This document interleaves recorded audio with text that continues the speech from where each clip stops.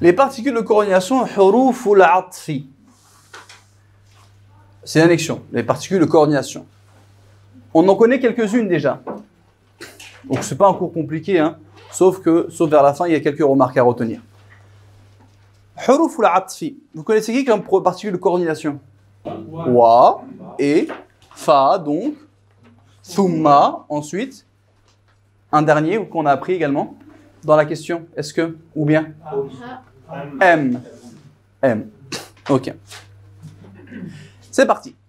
Dans la langue arabe, il y a 4 catégories de suiveurs grammaticaux. Il y a 4 catégories de mots qui sont des suiveurs dans l'analyse grammaticale. C'est-à-dire qu'ils vont prendre la même déclinaison que le mot duquel ils suivent. On les appelle des tawabi', pluriel de tabi'. Jusqu'à maintenant, on en a appris des suiveurs grammaticaux. On a appris le naht, c'est un suiveur grammatical, c'est un tabi'. Il va suivre la même déclinaison grammaticale que son man'out, que le mot qui qualifie. On a appris également le badel. Le badel, le permutatif ou le substitutif, il va prendre la même déclinaison grammaticale que le mot comme le démonstratif et ainsi de suite. On a appris également le martouf, justement, c'est là notre leçon. On avait déjà commencé à apprendre cette leçon. Le martouf, c'est le mot qui vient après une particule de coordination comme le « et », comme le « fa ». Et il va suivre la même déclinaison grammaticale, écoutez bien les termes que je dis, il va suivre la même déclinaison grammaticale. J'ai pas dit, il va prendre le même signe grammatical. Ok? Si il est au marfou', le mot auquel il est coordonné il est au marfou', lui, le mot qui vient après le harfu atf, après la particule de coordination, il sera au marfou'. Si le mot auquel il est coordonné il est mansoub, il sera au mansoub. Mais est-ce que c'est le même signe? Pas forcément. Est-ce que si lui il est défini, lui il doit être défini? Non. Si lui il est indéfini, lui doit être indéfini? Non. C'est pas une condition tout ça. Ok? Donc ça fait 3 tabi'ah qu'on connaît sur 4. Je les répète, le naht, le badel, le martouf, notre leçon, le mot qui vient après une particule de coordination, et il nous manque un qu'on étudie en 4e année ou 5e année, le tawkid lafzi. Un tawkid, c'est lorsque tu vas mettre le mot ajma' par exemple, ou kul après un mot. Après un mot. Et il va suivre la même déclinaison grammaticale. Donc, on en connaît 3 sur 4. Nous en avons déjà aperçu 2 jusqu'à maintenant, l'adjectif épithète et le badel. Et également le martouf, depuis le début de l'année, sans s'en rendre compte. Nous allons voir la 3e catégorie qui concerne le mot suivant, une des particules de coordination, huruf ou l'at. Ces particules se mettent entre 2 mots, afin de les relier dans le propos. Quand je vais dire je connais le professeur et le directeur, ça relie le directeur avec le professeur, parce que les deux je les connais. Voilà pourquoi le coordonné, le martouf, c'est le mot qui vient après le harf ou atf, après la particule de coordination, après wa par exemple. Et le mot auquel on est coordonné grammaticalement, on appelle ça le martouf alayh. Des termes à retenir pour l'analyse grammaticale qui va venir après cette leçon. Donc, le martouf, c'est le mot qui vient après la particule de coordination. Et le mot auquel il est coordonné, donc le mot qui vient avant la particule de coordination, on dit un martouf alayh, coordonné sur lui. Ces particules se mettent entre 2 mots afin de les relier dans le propos. Voilà pourquoi le coordonné, le martouf, prendra la même déclinaison grammaticale que le premier mot, c'est-à-dire le mot qui vient avant le harf ou atf.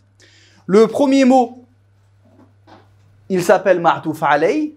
Exemple, si je te dis, je connais l'enseignant et l'imam. Comment s'appelle l'enseignant ici? Martouf alayh. Et harf ou atf, le wa. L'imam, il vient après la particule de coordination, donc on appelle ça le martouf. Ok, martouf. Et le martouf, il va suivre la même déclinaison grammaticale que le martouf alayh. Ça, on en avait déjà parlé. Ça va jusqu'à là? Ok. Attention, quand on dit que martouf suit le martouf alayh, c'est dans la déclinaison grammaticale. Mais ça ne veut pas dire qu'ils ont forcément le même signe grammatical. D'accord? Le cas direct, il y a la fatha, mais il y a également le alif pour asma al-khamsa, il y a également le ya pour le pluriel externe masculin, etc. De même, le genre et le nombre ne sont pas forcément identiques entre les deux. D'accord? Je peux dire, je connais l'imam et 2 boulangers. Il y a un imam et il y a 2 boulangers. De même, c'est pas forcément que les deux soient définis ou les deux soient indéfinis. Ok? De plus, le martouf alayh n'est pas forcément juste avant le harf wa'at. Également important ça. Le martouf alayh n'est pas forcément dans ta phrase juste avant le harf wa'at. Ça veut dire que tu vas voir par exemple le wa. Donc après tu as le martouf, ça on est d'accord. Après tu as le mot coordonné. Mais le martouf alayh, ça se trouve, il est ici dans la phrase. Et dans le Coran, c'est très très intéressant. Notamment pour le verset des ablutions. Car dans le verset des ablutions, il y a wa, etc. Mais le mot là, les pieds et vos pieds jusqu'aux chevilles, il est coordonné à qui? Est-ce qu'il est coordonné à l'essuyage de la tête? Ou bien il est coordonné à un mot qui est venu plus loin dans le verset? Un mot qui est venu plus loin dans le verset. Je te l'écris rapidement. Allah il dit, suivez bien. Farsilu idha qumtum ila as-salah, ya ayyuhalladhina amanu, vous qui avez cru, idha qumtum ila as-salah, lorsque vous vous levez pour la prière, farsilu, impératif, alors lavez, suivez bien, farsilu wujuhakum, farsilu wujuhakum wa aydiyakum, et vos mains. Wa aydiyakum, et vos mains. Ila al-marafiqi, jusqu'au coude. Coude inclus. Regardez la suite. Autre verbe. Wamsahu, et essuyer. Bi. Wamsahu bi, vos têtes. Ru'u si, à cause de bi. Bi ru'u sikum. Écoutez bien, c'est là qui nous intéresse. Wa, vos pieds. Arjul. Et là, je vous demande, vous mettez quelle voyelle? Pour savoir si vous êtes des sunnites ou des chiites. Fatha. Effectivement, fatha. Wa arjulakum ila al-ka'bayn. Pourquoi? D'abord, s'il y a une fatha, arjulakum, s'il y a une fatha, ça veut dire que lui, il est martouf d'un mot qui est au mansoub. Il est où? Ouais, c'est pour ça que je dis c'est pas forcément juste avant. Il est où le mot au mansoub là? Le premier mot au mansoub. Il est là-haut. Donc, qu'est-ce qu'on m'ordonne pour vos visages? Wujuhakum. On m'ordonne de les laver. Donc, tout ce qui va être au cas direct, il faut le laver. Faire couler l'eau dessus, faire passer la main, etc. Laver. Vos visages. Et qu'est-ce qu'il faut laver également? Les mains également, jusqu'au coude. D'accord? Donc, les mains jusqu'au coude. Il faut les laver, il ne faut pas essuyer. Essuyer, ça veut dire quoi, essuyer? C'est tu mouilles les mains et juste tu passes comme ça. Tu n'as pas à faire couler l'eau. Par contre, là, il y a un autre verbe. Et essuyer, juste les mains mouillées, pas renverser de l'eau sur la tête, juste les mains mouillées. Et tu fais passer tes mains au-dessus. On fait passer les mains bi ru'usikum, bien collées à vos têtes. D'accord? Donc là, aucun indirect parce qu'il y a bi. Bi ru'usikum, et essuyez vos... Donc juste avec les mains mouillées, essuyez vos têtes. Et là, on a un mot. Wa arjul. Et vos pieds. Ila al-ka'bayni, jusqu'aux chevilles, inclus. Là, on a un A. Ça veut dire qu'il s'est martouf à quelque chose qui avait un A. Le martouf alayh, il est là-haut.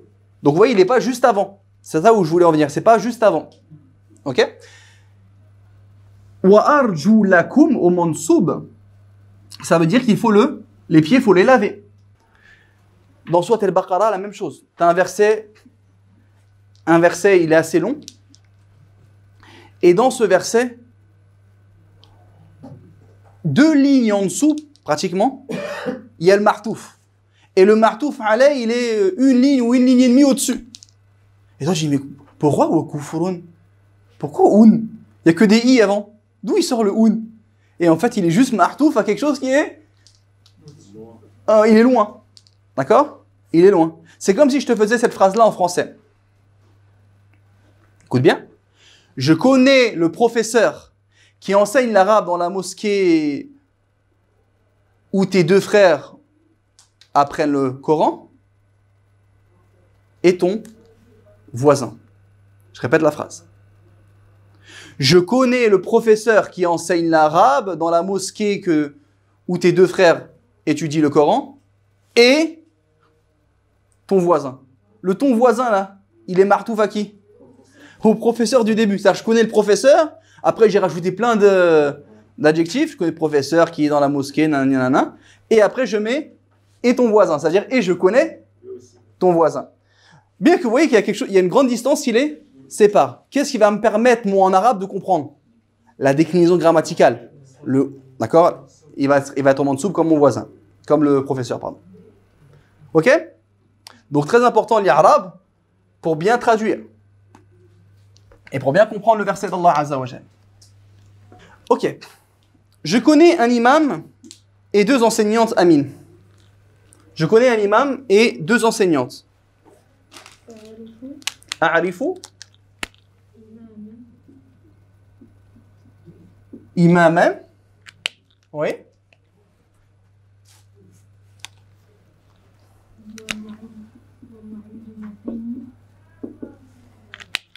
Wa muallimataini ou mudarrisataini. Est-ce que vous êtes d'accord? Imaman, maf'ul bihi mansoub, wa muallimataini. Il a mis au mansoub du duel. Il est bien ma'touf, coordonné à lui. Comment il s'appelle le mot auquel on est coordonné? Ma'touf alayhi. Très bien. Et lui s'appelle comment? Harful atfi, particule de la coordination. Lui c'est mansoub, lui c'est mansoub. Il a bien suivi grammaticalement, mais ils n'ont pas le même signe. D'accord? Lui c'est le ya du duel, lui c'est le fatha. Mais est-ce qu'il ne s'est pas trompé? Parce que là c'est du duel. Il y en a deux. Or là c'est du singulier. Est-ce qu'on a le droit? On a dit suivre, c'est que dans le signe grammatical. D'accord? Le raf, le nasb, le jar. Bien. Ensuite, Selma. Je connais des enseignants masculins et un directeur et des étudiantes.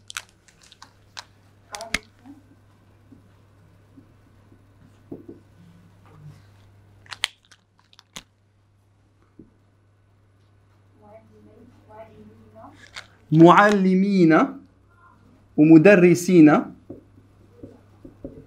Oui. Wa mudiran.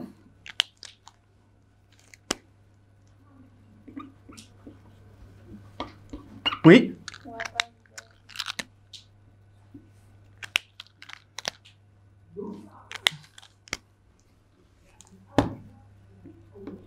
Wa talibatin. Est-ce que vous êtes d'accord? Oui. Mansoub, du pluriel externe masculin. Martouf, mansoub, singulier. De base, avec le signe de base, fatha. Martouf, encore, mais au pluriel externe, féminin, avec une kasra en remplacement de la fatha. Donc on voit bien que le martouf, à chaque fois, il suit lui dans le cas grammatical. On veut du mansoub, on veut du mansoub. Après qu'ils ont le même cas, pas de problème. Qu'ils aient pas le même signe, pardon, il n'y a pas de problème. Ok? Et est-ce que c'est forcé, c'est obligé qu'il y en a un que tous doivent être indéfinis ou tous définis? Non.